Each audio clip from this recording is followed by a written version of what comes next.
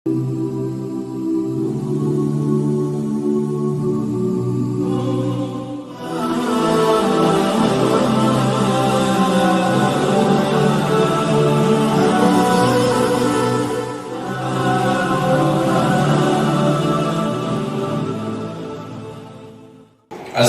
گرامی، تمام تعریفیں اس رب کائنات کے لیے سزاوار ہیں جس رب کائنات نے ہم تمام کو ایک مختصر سی زندگی دے کر دنیا میں بھیجا ہے۔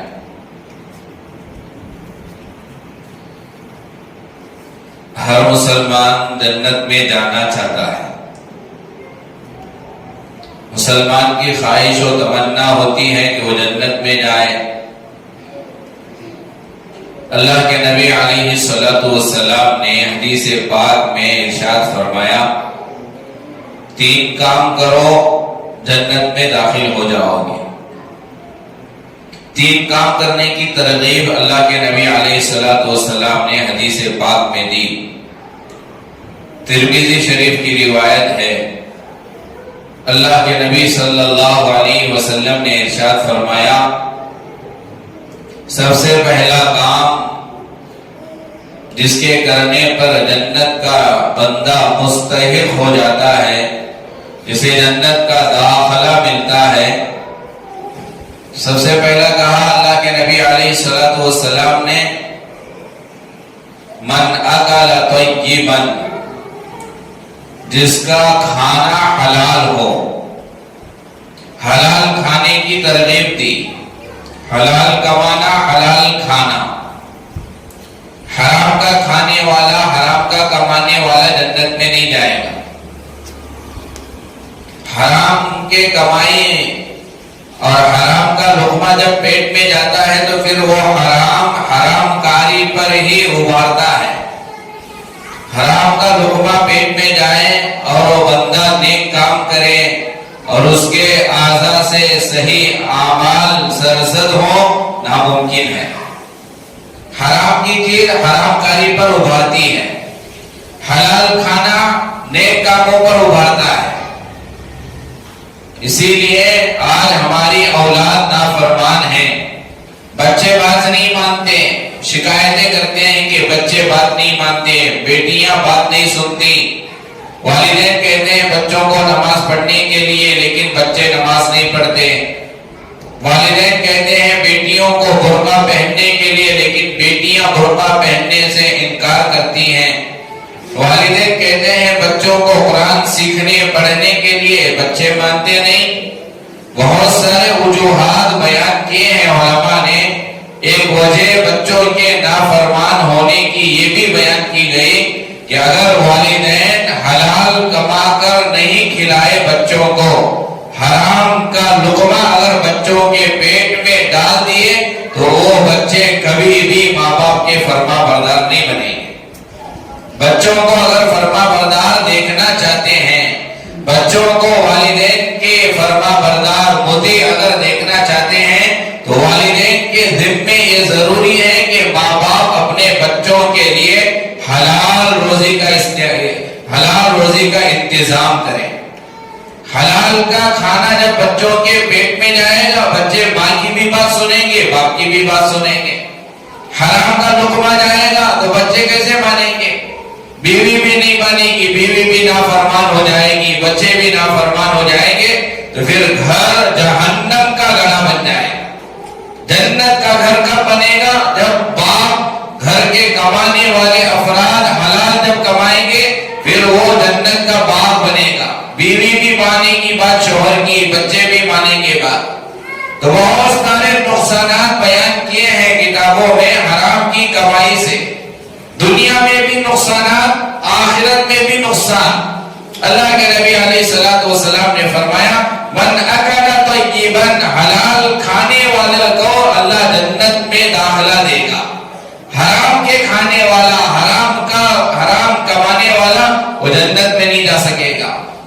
اسی لیے دوسری حدیث میں اللہ کے نبی صلی اللہ علیہ وسلم نے ارشاد فرمایا کہ جو بندہ حرام کا ایک لقمہ اپنے پیٹ میں لے لیتا ہے، ایک لقمہ، پورے ایک وقت کا کھانا نہیں، پوری زندگی کا نہیں، ایک لقمہ اگر حرام کا پیٹ میں چلا گیا، سود کے پیسوں کا کھا لیا، رشوت کے پیسوں کا کھا لیا، کسی کی زمین ہڑپ کر کھا لیا، ایک لقمہ حرام کا اگر پیٹ میں چلا گیا، 40 دن کے مقبول نمازیں، کون سی نماز؟ جو نماز اللہ قبول کیا تھا، وہ نماز جسے اللہ نے قبول کیا تھا، وہ 40 نمازیں، 40 دن کی نمازیں، وہ ایک حرام کے لقمے کی وجہ سے اللہ ریجیکٹ کر دیتا، ختم ہو جاتی ہیں نمازیں۔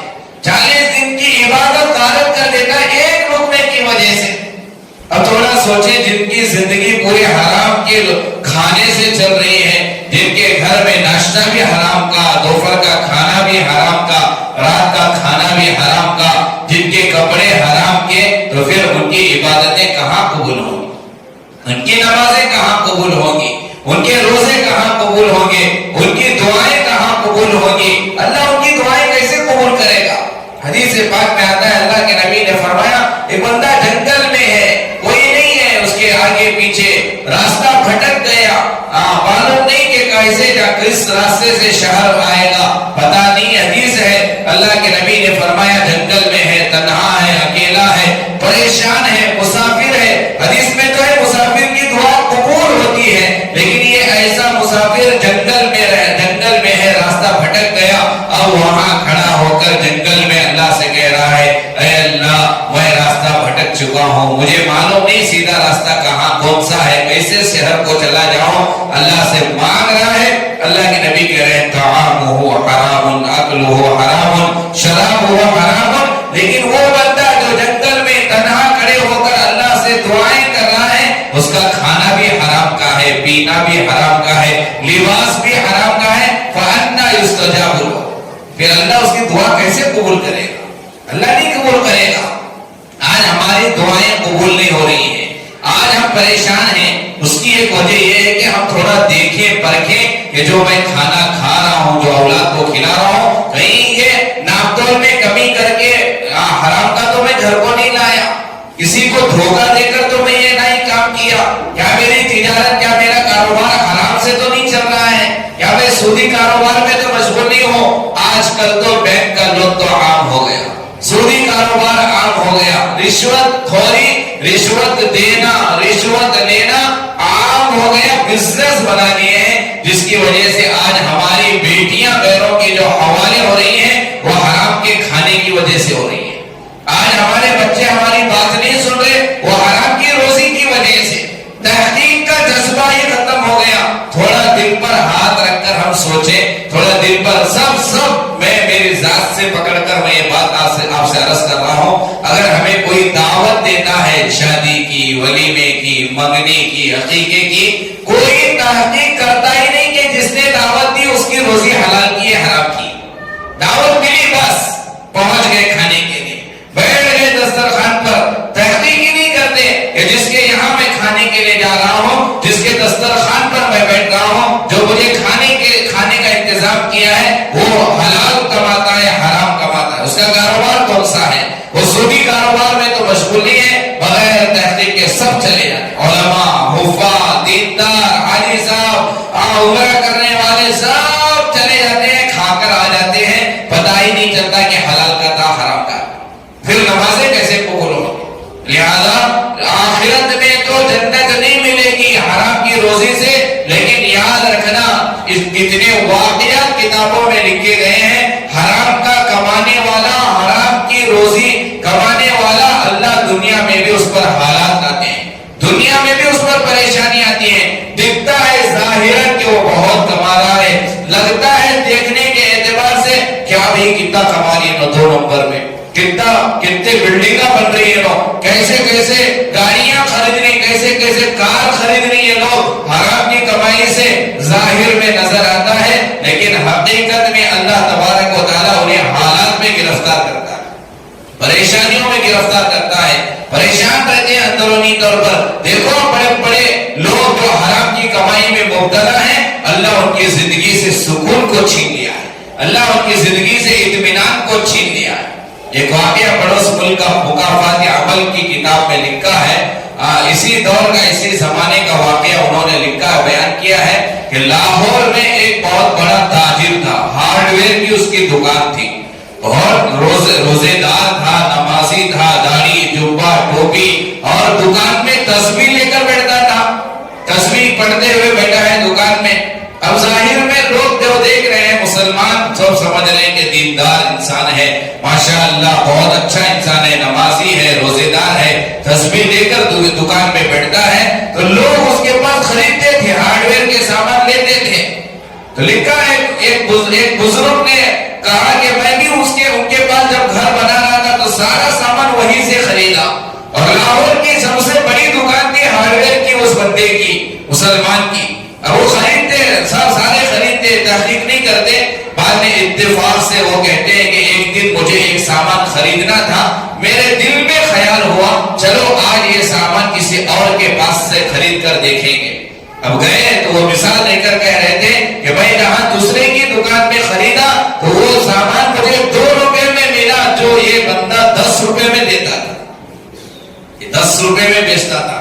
اور پھر تحقیق کیے، تھوڑا شک ہوا تو تحقیق کیے، پتا چلا کہ جو سامان بیچتا تھا وہ 2 نمبر ہی تھا سامان، وہ کوالٹی بھی ڈپلیکیٹ کی تھی، پیسہ بھی ڈبل ٹربل لیتا تھا، سامان بھی 2 نمبر کا تھا، دیکھنے میں تو ظاہر میں روزے دار ہے، نمازی ہے، تسبیح لے کر دکان میں بیٹھ رہا ہے، داڑھی ٹوپی جبے کے ساتھ بیٹھا ہے، لیکن بزنس جو کر رہا تھا، دکان جو چلا رہا تھا وہ حرام کے طریقے سے چلا رہا تھا، 2 نمبر مال بیچتا تھا، ڈبل ٹربل نفع لیتا تھا۔ وہ پریشان ہو گئے، اس سے خریدنا چھوڑ دیے۔ آگے بیان کرتے ہیں کہ دنیا میں حرام کی کمائی کا نقصان کیا ہوتا ہے کہ وہ ہارڈ ویئر کی دکان چلانے والا مسلمان جس کی عمر 40 سال ہو گئی، 4 بچوں کا باپ تھا، اللہ تعالیٰ حرام کی نحوست کی وجہ سے اس پر ایسی مصیبت آئی کہ اس کے دماغی طور پر کینسر کی بیماری لاحق ہو گئی، وہ کینسر کی بیماری میں مبتلا ہوا۔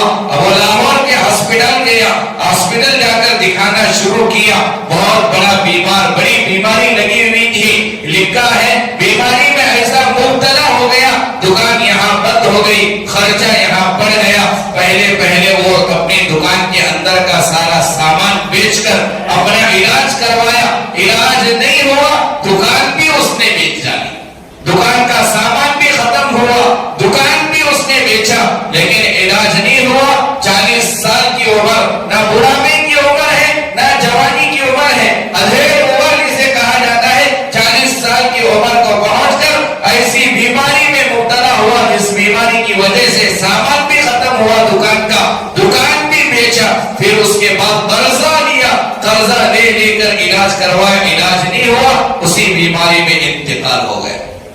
4 اولاد تھے، 4 بچوں کا باپ تھا، بچوں کے ذمے قرض آ گئے۔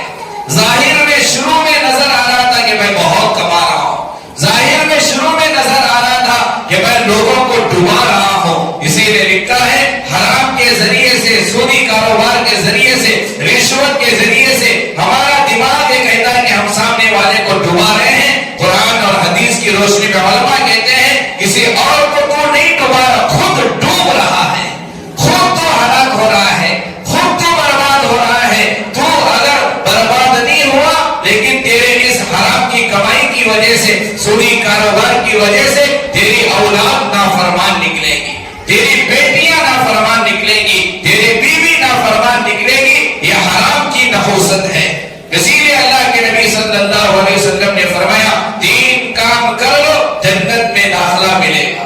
ترمذی کی روایت، پہلا کام، پہلی بات جو نبی نے کہا، من اکل طیبا، جس نے حلال کھایا، جس نے پاک کھایا، جس کی روزی روٹی حلال کی ہو، اللہ تعالیٰ اسے جنت میں داخلہ دے گا۔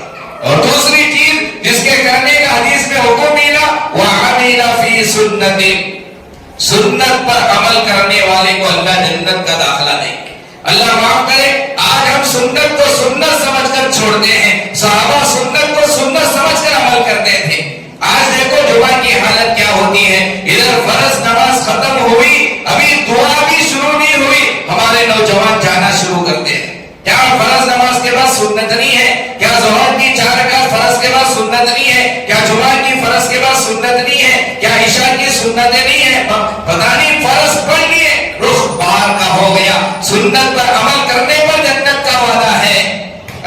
قیامت کے دن اللہ تعالیٰ فرض کو دیکھے گا. ہمارے فرائض میں کچھ کمی ہو گئی, کچھ کوتاہی ہو گئی, فرائض نماز میں جب دلوائے گا اللہ میزان میں, جب کمی کوتاہی ہوگی اللہ فرشتوں سے کہے گا دیکھو اس کے نام اعمال میں سنت اور نوافل بھی ہیں یا نہیں ہے. فرض میں کوتاہی ہوگی اللہ سنتوں کو دیکھے گا, اس کے زندگی میں یہ سنت نماز پڑھتا تھا نہیں پڑھتا تھا, نفل نماز پڑھتا تھا نہیں پڑھتا تھا. فرض میں کوتاہی ہوگی, سنت اور نفل کے ذریعے سے اللہ اس کوتاہی کو دور کرے گا, پور کرے گا. اب تھوڑا سوچیں, ہماری فرض بھی مکمل نہیں ہے, کل قیامت کے دن فرض میں اگر کمی آ گئی اور اللہ سنت اور نوافل کو پوچھے گا اور سنت اور نوافل بھی ہمارے نام عمل میں نہیں رہیں گے تو پھر تو ہم تباہ و برباد ہو جائیں. تو سنت پر عمل کرنے پر جنت کا وعدہ. حضرت عمر فاروق رضی اللہ عنہ, یہاں حجاج کرام بیٹھے, عمرہ کرنے والے بیٹھے ہیں, طواف جو 7 چکریں لگاتے ہیں, پہلی 3 چکروں میں رمل کیا جاتا ہے. رمل کے معنی ہے اکڑ کر چلنا, فوجی چلنے کی طرح چلنا. حضرت عمر فاروق رضی اللہ عنہ کا زمانہ کون سا زمانہ, جس زمانے میں پورے مکے میں کوئی کافر نہیں, کوئی مشرک نہیں, کوئی اللہ کا نافرمان نہیں. اس زمانے میں حضرت عمر فاروق طواف کر رہے تھے. شروع کے 3 چکروں میں رمل کیے, اکڑ کر چلے, اور 3 چکر چلنے کے بعد حضرت عمر فاروق نے کہا یہ اللہ کے نبی کے زمانے کا عمل تھا. یہ زمانے کا عمل اس لیے تھا مسلمان تھوڑا اکڑ کر فوجی کی طرح 3 چکر اس لیے چلے تاکہ کافروں پر, مشرکین پر ایک روب و دبدبا بیٹھے. وہ دبدبا بٹھانے کے لیے, روب بٹھانے کے لیے رمل تھا. لیکن آج حضرت عمر فاروق کہہ رہے ہیں آج کوئی مکے میں کافر نہیں ہے, کوئی مشرک نہیں ہے, لیکن پھر بھی مسلمان رمل کر رہے ہیں. کیوں؟ کیونکہ نبی کی اس سنت کو زندہ کرنے کے لیے, نبی کے اس عمل کو زندہ کرنے کے لیے, باقی رکھنے کے لیے. یعنی جس مقصد کے تحت وہ عمل تھا وہ مقصد ختم تو ہو گیا, لیکن پھر بھی وہ کام جاری ہے.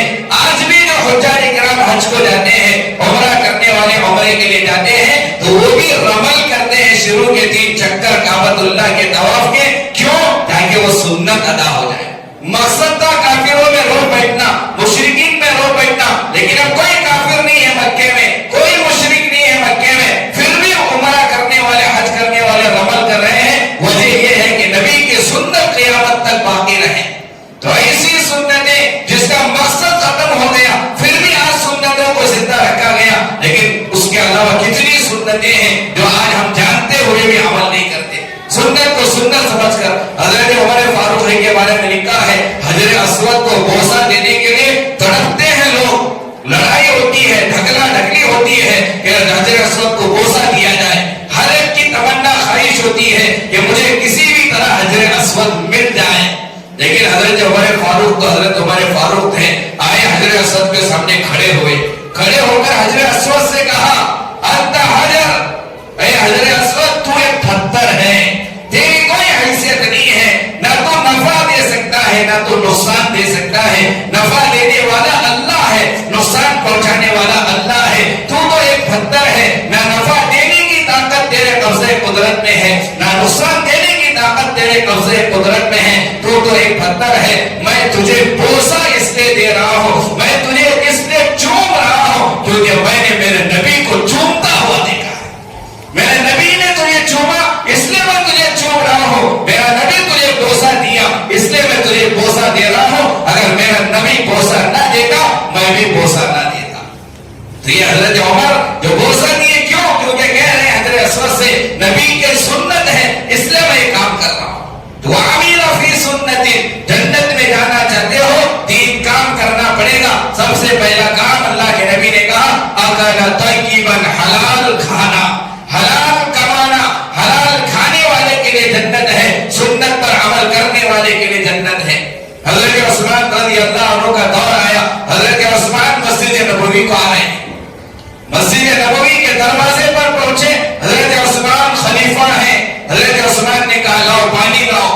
مسجد نبوی کے دروازے پر کھڑے ہو کر پانی منگوایا, پانی لایا گیا. حضرت عثمان وہیں دروازے پر بیٹھ کر وضو کیے.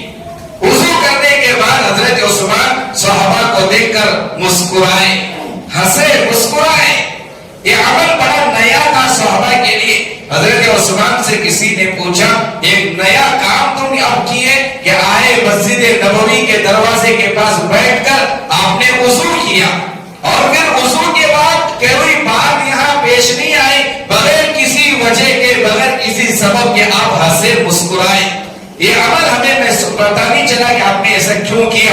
حضرت عثمان غنی رضی اللہ عنہ نے سوال کرنے والے سے کہا، میں اللہ کے نبی علیہ الصلوۃ والسلام کے زمانے میں نبی کو دیکھا تھا، نبی آئے گھر سے مسجد نبوی کے دروازے کے پاس بیٹھ کر یہاں وضو کیے، وضو سے فارغ ہو کر اللہ کے نبی مسکرائے، ہنسے، لہذا میری بھی خواہش و تمنا ہوئی نبی کے اس عمل کو زندہ کرو، اس سنت پر عمل کرو۔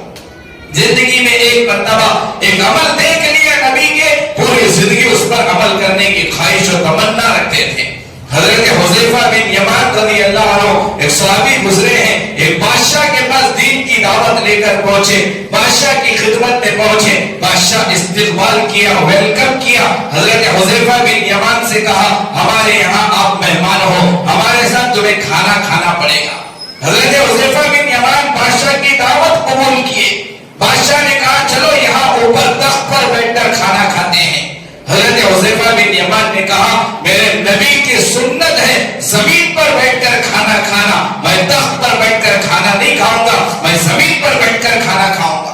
بادشاہ سے کہہ رہے ہیں حضرت حذیفہ، بادشاہ نے بات مان لی، وزیروں کے ساتھ حضرت حذیفہ کو کھانے کے لیے بٹھایا۔ حضرت حذیفہ وزیروں کے ساتھ نیچے بیٹھے ہیں دسترخوان پر، کھانا کھا رہے تھے، لقمہ اٹھایا، کسی وجہ سے لقمہ گر گیا دسترخوان پر۔ اب حضرت حذیفہ بن یمان دسترخوان پر گرا ہوا لقمہ، کس کا کون سا دسترخوان، کہاں بیٹھے ہیں، بادشاہ کے وزیروں کے ساتھ بیٹھے ہیں، بادشاہ کی خدمت میں بادشاہ کے مہمان بن کر کھانا کھا رہے ہیں، دسترخوان پر لقمہ گرا، اب وہ لقمہ اٹھا کر کھانا شروع کی۔ بازو میں وزیر بیٹھا تھا، حضرت حذیفہ بن یمان کو اس طرح دھکا دے کر حضرت حذیفہ سے کہا، حذیفہ کہاں بیٹھے ہو، کس کے دسترخوان پر کھا رہے ہو؟ یہ بادشاہ کا دسترخوان ہے، بادشاہ کے دسترخوان کے آداب یہ ہے دسترخوان پر گرا ہوا کھایا نہیں جاتا، دسترخوان پر گرا ہوا کھایا نہیں جاتا۔ وزیر نے حضرت حذیفہ بن یمان کو ٹوکا، اوہو کیسے صحابہ تھے، نبی کے کیسے عاشق تھے۔ حضرت حذیفہ نے وزیر سے کہا، اترک سنت حبیبی لہؤلاء الحمق، اے وزیر کیا ان بے وقوفوں کے لیے میں میرے نبی کی سنت کو چھوڑ دوں، ان بے وقوفوں کے لیے میں میرے نبی کی سنت کو ٹھکرا دوں؟ بادشاہ کا دسترخوان ہو، غریب کا دسترخوان ہو، یہ نبی کی سنت ہے، نبی نے کہا ہے اگر لقمہ گر جائے دسترخوان پر اٹھا کر کھا لیا کرو، یہ میرے نبی کی سنت، میں بادشاہ کے دسترخوان پر بھی ادا کروں گا، غریب کے دسترخوان پر بھی ادا کروں گا۔ یہ سارے بے وقوف ہے میرے نظر میں، ان بے وقوفوں کی وجہ سے، ان عذراء کی وجہ سے، اس بادشاہ کی وجہ سے میں نبی کی سنت نہیں چھوڑ سکتا۔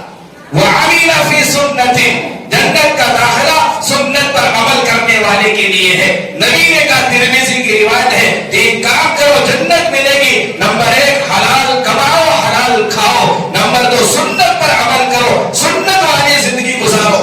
اللہ کے نبی بیٹھے ہیں، صحابہ بیٹھے ہیں، ایک صحابی پتہ نہیں تھا انہیں اسلام کے احکام معلوم نہیں تھے، ہاتھ میں سونے کی انگوٹھی تھی، اللہ کے نبی علیہ الصلوۃ والسلام نے ان کے ہاتھ سے سونے کی انگوٹھی کو نکال کر زمین پر یوں پھینکا، اور اللہ کے نبی نے کہا تم میں سے کون پسند کرتا ہے کہ آگ کے انگارے کو اپنے ہاتھ پر رکھے، یعنی ہاتھ میں سونا پہننا گویا کہ جہنم کے انگارے کو ہاتھ میں لینے کی طرح۔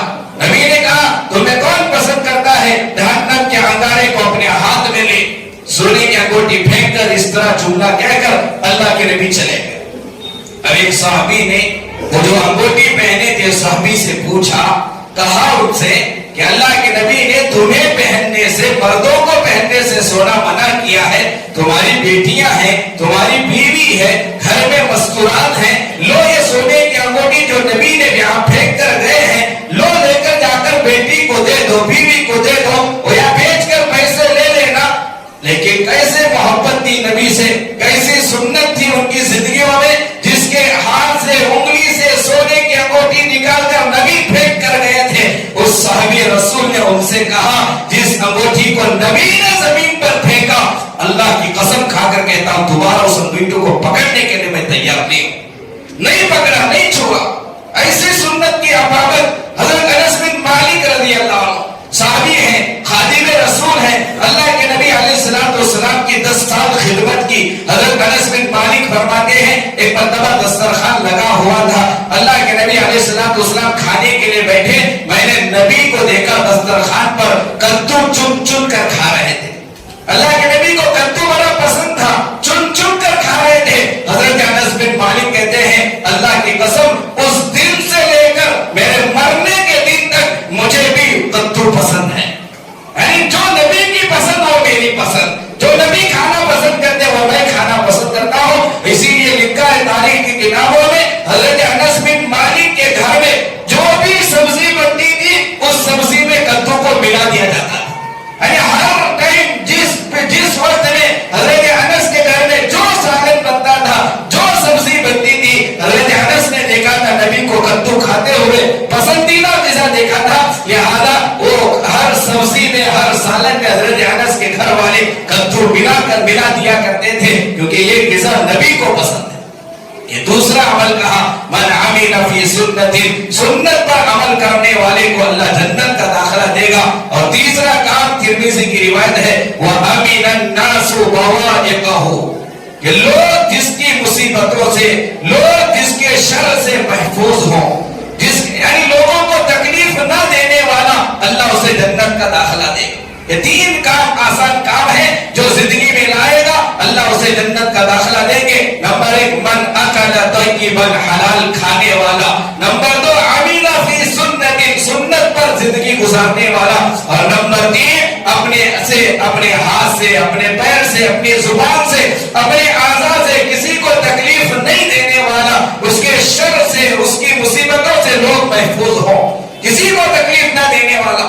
نقشبندی سلسلہ کے بہت بڑے بزرگ گزرے ہیں, حضرت خواجہ باقی باللہ رحمت اللہ علیہ, بہت اللہ والے گزرے ہیں. رات میں آئے, سردی کا موسم تھا, کیسے اللہ والے زندگی گزار کر گئے. سنو کہ اللہ والے خواجہ باقی باللہ آئے, بستر بچھا ہوا تھا, 2 رکعت نماز پڑھ کر سونا تھا, نماز کے لیے نیت باندھے, سلام پھیرا, سلام پھیرتی دیکھا کہ سردی کے موسم میں ان کے لحاف میں, بستر میں ایک بلی کا بچہ آ کر اندر چلا گیا.